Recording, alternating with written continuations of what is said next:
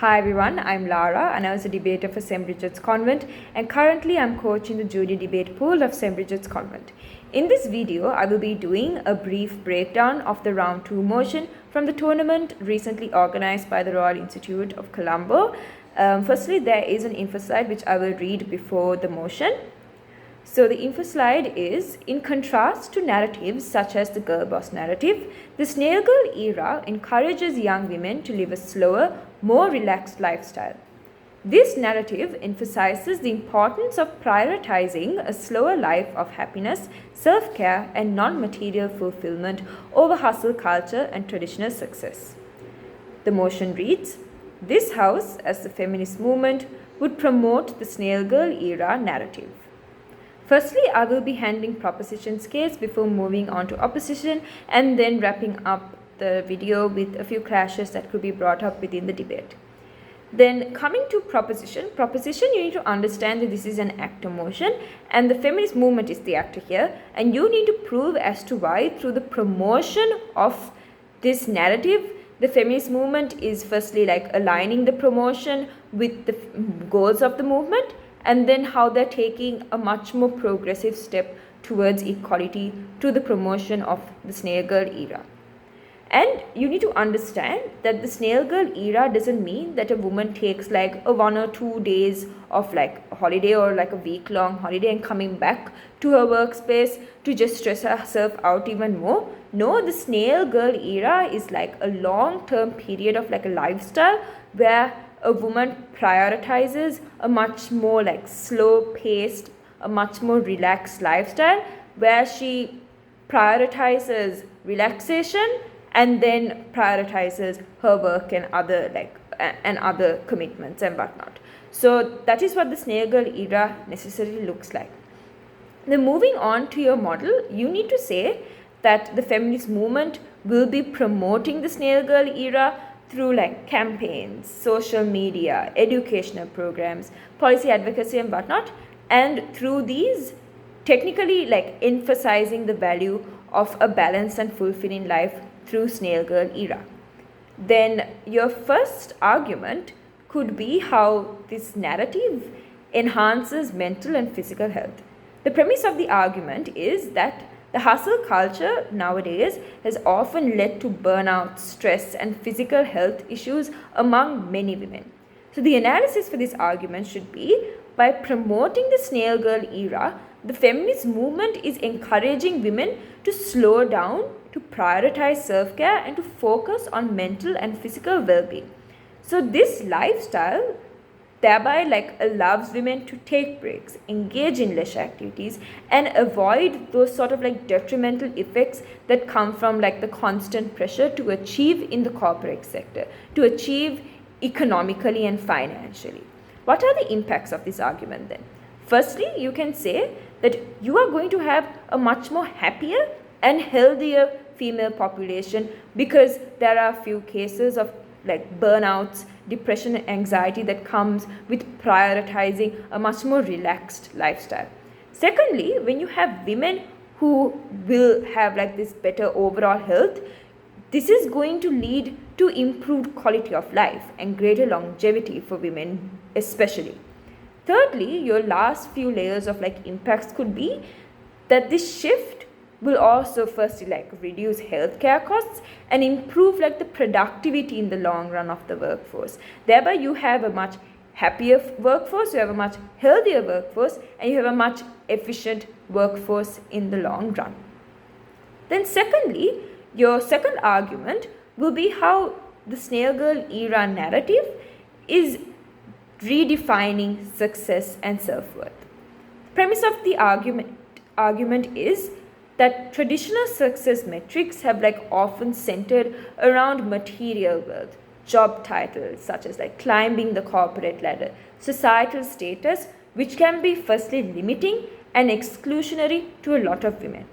The analysis of this argument is, firstly, the snail girl era promotes a broader definition of like success that includes not only personal happiness but also self-fulfillment and stronger relationships with one another and a stronger relationship with yourself especially.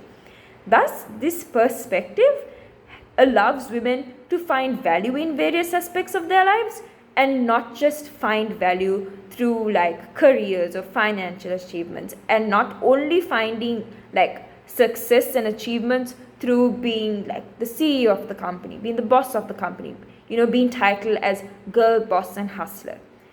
Thereby, your last layers of analysis should be that this narrative thereby empowers women to pursue their passions and interests without having that pressure, without feeling that pressure to conform to societal expectations. Societal expectations look like, in order for a woman to be successful, they need to be the CEO of a company, they need to be the boss, they need to be the leader of the company or a leader of their workplace or whatnot.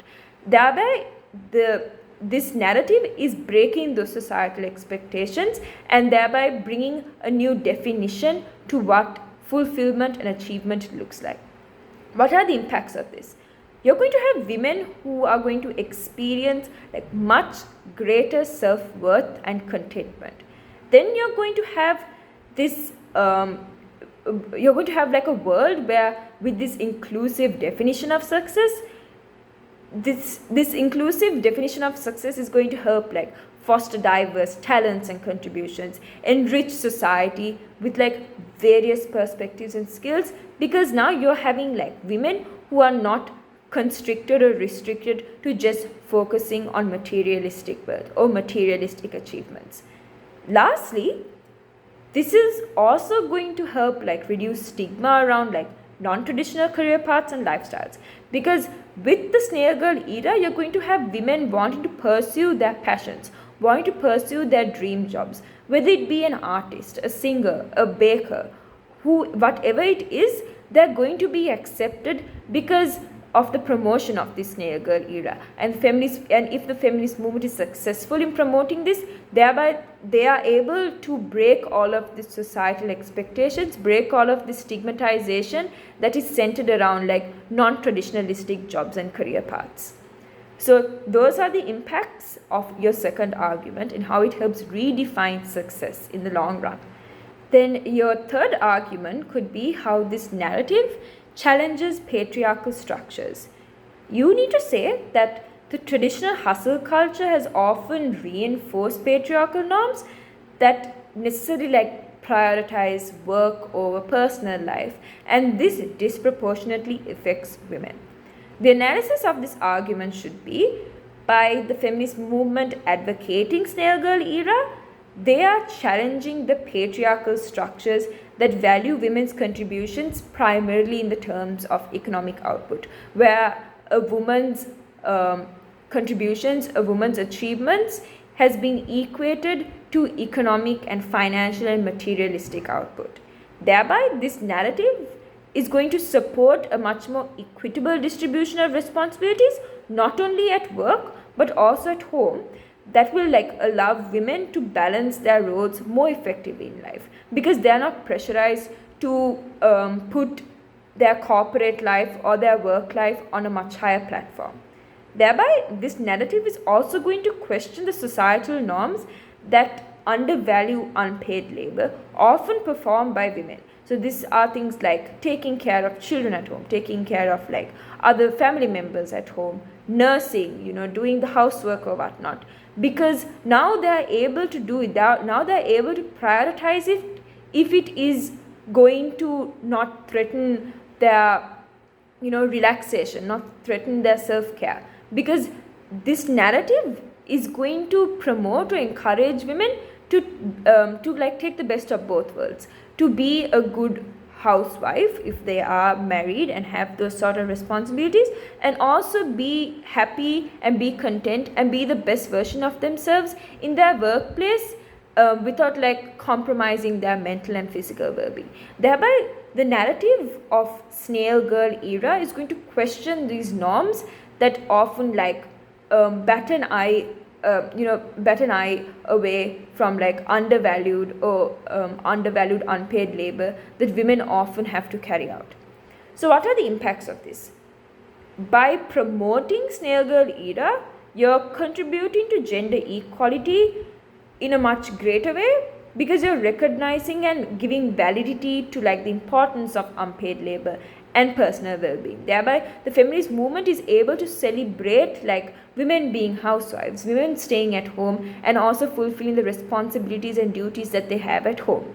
Secondly, this is going to encourage men as well to share like domestic responsibilities, and this is going to lead to like more balanced relationships between like men and women, and also have like better balanced and happier family dynamics at home.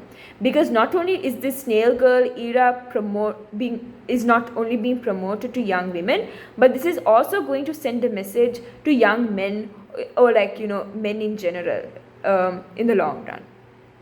Then lastly, your impacts could be that this cultural shift thereby is going to pave the way for a much more inclusive and equitable society at the end of the day. Thereby, the snail girl era narrative aligns with the feminist movement goals, and the feminist movement is able to take much more progressive steps towards equality if they were to promote the snail girl era. Moving on to opposition, opposition's first argument could be how the narrative could cause a risk of economic disempowerment. So you can say by emphasizing this lifestyle that is much more slowed and relaxing, this could lead to women being economically disadvantaged in a very competitive market. We are living in a competitive market. Why? Because in a capitalist society, economic success is often requires like consistency, effort, ambition, and a very competitive edge in the workforce.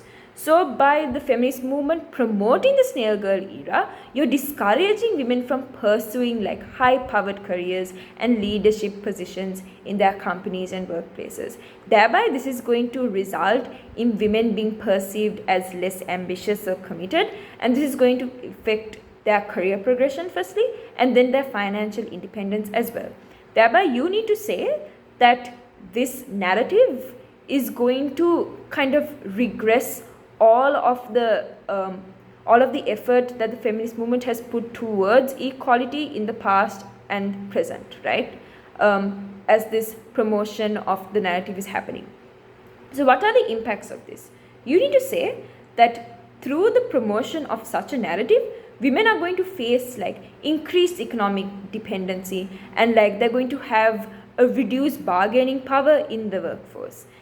Thus, this is going to reinforce like traditional gender roles and widen the gender pay gap. Thereby, you're going to have economic disempowerment, which may also limit a woman's ability to like influence societal change and secure their rights in the long run. Thereby, this is very regressive of the feminist movement to take. This is going to be a waste of their time and resources, because it's just going to put them back to square one. It's not going to help with progress at all. That is what opposition needs to push in the debate. Then moving on to your second argument on how this narrative undermines feminist goals of equality. You need to say that the feminist movement aims for gender equality in all spheres, including like professional and public life. Your analysis should be that by the feminist movement promoting this lifestyle that emphasizes like relaxation and non-material fulfillment, the feminist movement is taking risks of like sending this sort of like message to women that they could opt out of like striving for equality and in like traditional male dominated fields.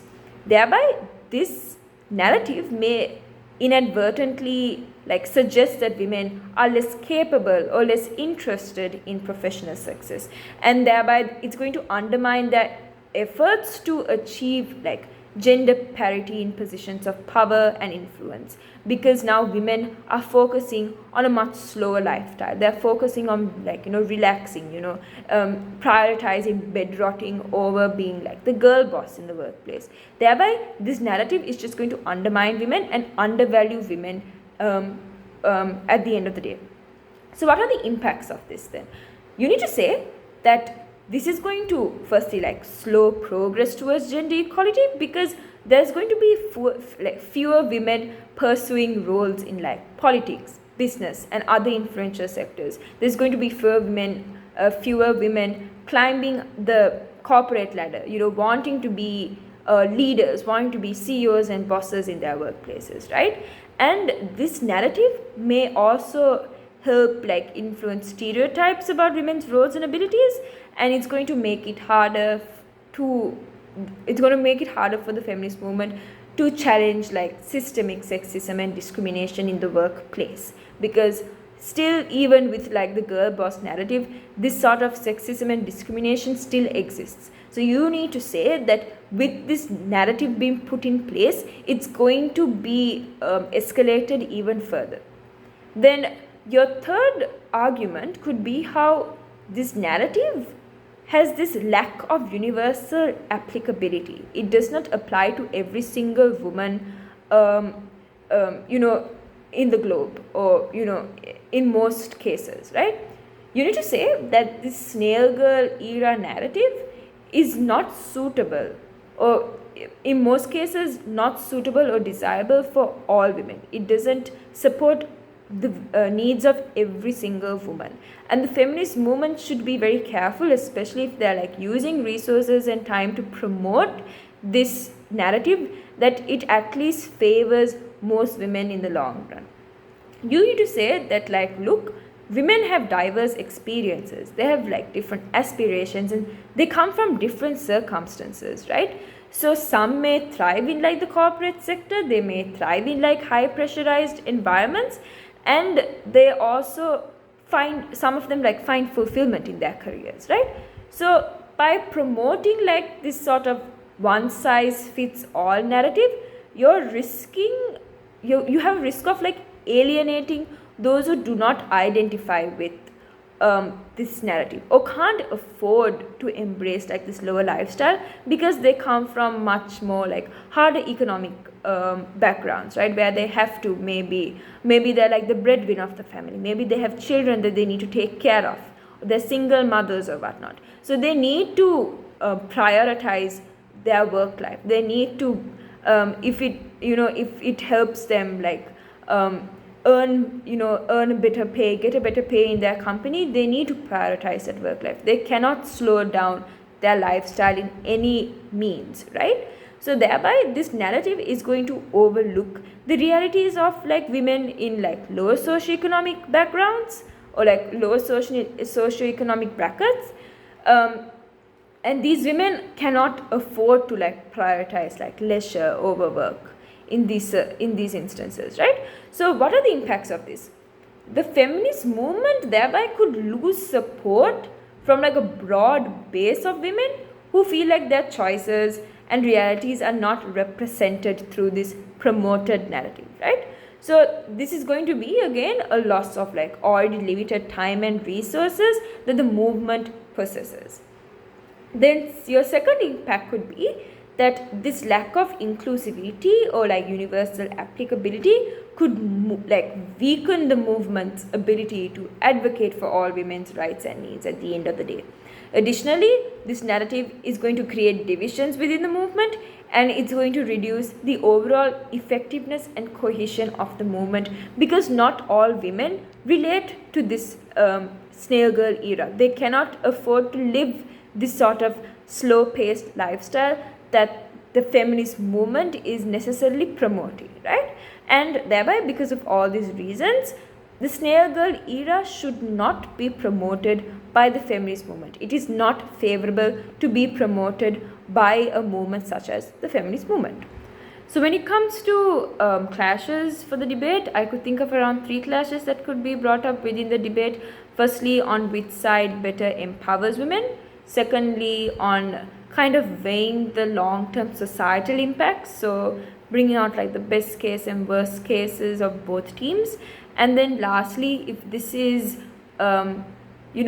because the feminist movement has like limited time and resources when it comes to advocating for different sort of narratives and campaigns, whether putting it to this narrative is putting it to good use. So sort of like a clash that comes under that sort of idea. So that brings me to the end of my motion debrief. I hope you were able to get something out of it, and I'll see you in the next one.